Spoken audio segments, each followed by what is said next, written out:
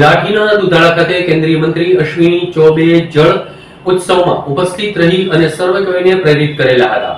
અમરેલી જિલ્લાના આંગણે કેન્દ્રીય મંત્રી અશ્વિની ચૌબે લાઠીના દુધાળા ખાતે પદ્મશ્રી સવજીભાઈ ધોળકિયા નિર્મિત જળ ઉત્સવમાં હાજરી આપવા ઉપસ્થિત થયેલા હતા અને ખારાપાટ વિસ્તારમાં પદ્મશ્રી સવજીભાઈ ધોળકિયા દ્વારા 54 કિલોમીટરના ગાગડિયા નદી પર હરિત ક્રાંતિ સર્જી હોવાનો અહેસાસ કેન્દ્રીય મંત્રી અશ્વિની ચૌબેએ અનુભવેલો હતો અને કેન્દ્રીય મંત્રીનું અધકેરું સ્વાગત અમરેલી વાસીઓ દ્વારા કરવામાં આવેલું હતું। લાઠીના દુધાળામાં હરિત ક્રાંતિ નિર્માણ પામી હોય તેમ સુરતના ઉદ્યોગપતિ અને પદ્મશ્રી એવોર્ડ વિજેતા સવજીભાઈ ધોળકિયા દ્વારા જળ ઉત્સવ ઉજવવામાં આવી રહ્યો છે અને 54 કિલોમીટરના ગાગડિયા નદીને લાઠીથી લીલિયાના ક્રાકત સુધીના નદીની આસપાસના ખેતરોને હરિયાળી ક્રાંતિ નિર્માણ થાય તેવા અભિગમને સાકાર કરવાનો ધ્યેય સિદ્ધ થયો હતો અને મુખ્યમંત્રી ભૂપેન્દ્રભાઈ પટેલ અને રાજ્યપાલ આચાર્ય દેવવ્રતના વરદ હસ્તે જળ ઉત્સવના ઉદ્ઘાટન બાદ આજે કેન્દ્રીય મંત્રી અશ્વિની ચૌબે દુધાળા ખાતે સમાપન સમારોહમાં ખાસ ઉપસ્થિત રહેલા હતા અને ભગવાન શિવને વહાલા શંખ વગાડી કાર્યક્રમનો શુભારંભ કરેલો હતો।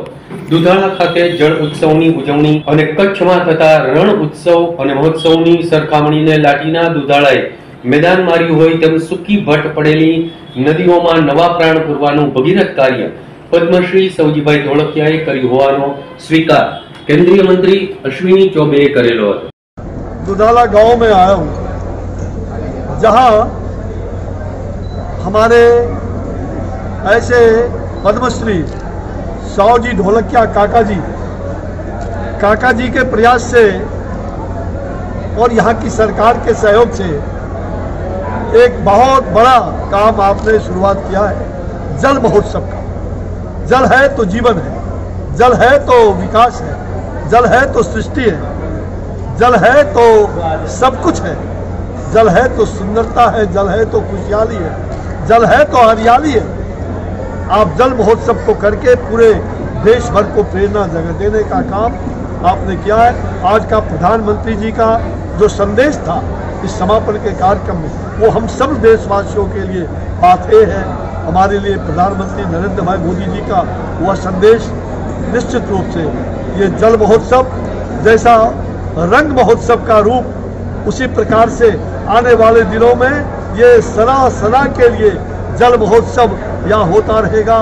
देश और दुनिया भर के लोग यहाँ आकर के आकर्षित होंगे और इस बंजर भूमि को उपजाऊ भूमि बना करके आपने जहाँ बबूल के पेड़ उगते थे वहाँ आपने आम के वृक्ष भी लगाया, वाटिका वन भी लगाया, अनेक प्रकार के एडवेंचरस इस प्रकार के कार्य भी यहाँ हो रहे।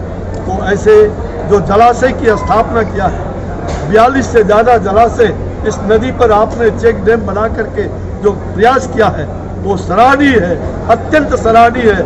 देश भर के लिए एक बहुत बड़ी बात, एक बहुत बड़ा मार्गदर्शन गुजरात की धरती से फिर से ये जा रहा है। रंग महोत्सव की तरह ये जल महोत्सव रंग लाएगा, पूरे देश में दुनिया में रंग लाएगा। मैं इन्हीं शब्दों के साथ आभार व्यक्त करता हूँ अमरेली के क्षेत्रवासियों के। प्रधानमंत्री नरेंद्र भाई मोदीए पण उजवाता जल उत्सवनी सराहना करी छे અને જળ એ જ જીવન છે અને જળને બચાવવા માટે જે ભગીરથ પુરુષાર્થ કર્યો તે ખરા અર્થમાં સાર્થક સાબિત થયું છે અને અમરેલી જિલ્લામાં એક પણ ટુરિઝમ ના હોવાથી જળ ઉત્સવ કાયમી બની રહે અને નવું ટુરિઝમનો વિકાસ થાય તો ખેડૂતોથી લઈ અને નાનામાં નાના વ્યક્તિઓને રોજગારમાં પણ ફાયદો થાય તેવો ધ્યેય પદ્મશ્રી સવજીભાઈ ધોળકિયાએ કર્યો હોવાનું જણાવેલું હતું।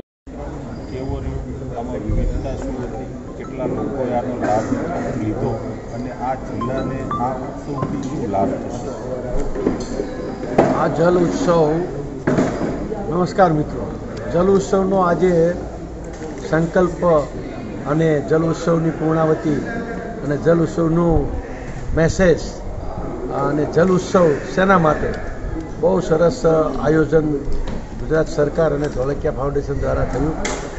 હું ભગવાનનો, નેચરનો, કુદરતનો, સરકારનો આભાર માનું છું મને यश भागी बनावे। अपनी पाछळ आनो हेतु एक ज हतो कि एक गुजरात भरमा अने सौराष्ट्र में इंडिया में एक मैसेज जाए जल केटलुं जरूरी है। जल उत्सव करिए तो जल विषय पर बोले, जल बचाव्युं छे त्यारे आपणे बोलवाने लायक छीए।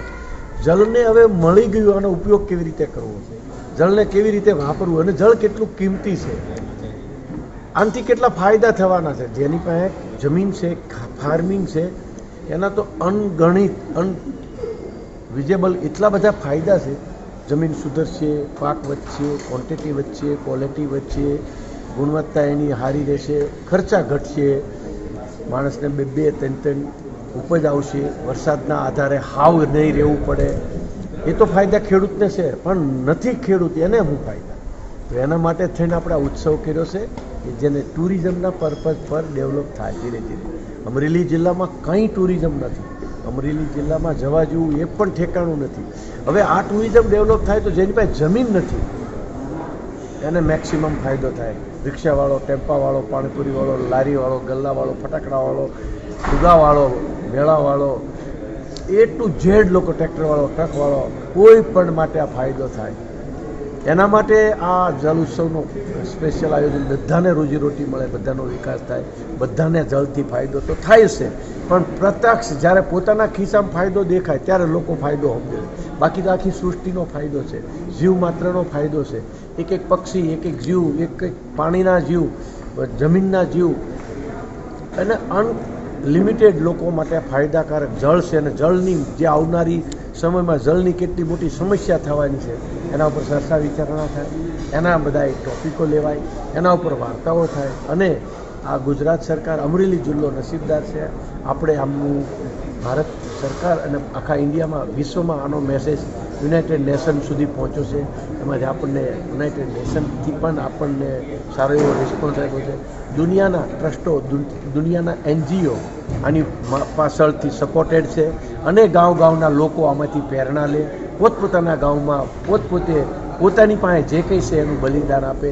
અને આવી જ રીતે ગામડા સદ્ધર કરવાનો આ મોટો પર્પઝ છે. ગામડા જ્યારે સદ્ધર થયા તો જ ભારત સદ્ધર થશે.